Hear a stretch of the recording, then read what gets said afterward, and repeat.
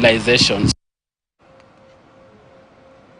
Kina mama wameombwa kujitolea na kuchukua nafasi za uongozi katika jamii ili kuhakikisha kwamba nchi inafikia ndoto yake ya kuwa na viongozi wasiozidi thuluthi mbili katika ama kutoka jinsia moja.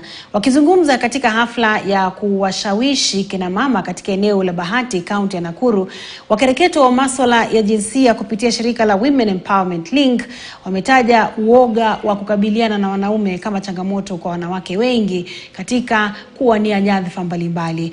Hata hivyo, mkufunzi wa kina mama kutoka shirika hilo, Sharon Kamau, amesema kwamba mazungumzo ya mara kwa mara yatachangia pakubwa kuwapa motisha kina mama hao. Finances into leadership or political spaces, you need a lot of finances. So you get that the women feel like they don't have the money to come.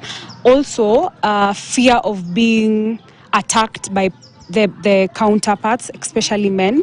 They fear to come out and go head on with the male counterparts, but we are here to tell them that women can. Uongozi wa wanawake ni wa manufaa katika kaunti yetu ya Nakuru. Ni pale tu we need support ya community na we need prayers. Na tukae chini tuweze kujibizana, tuache kujibizana kwa media.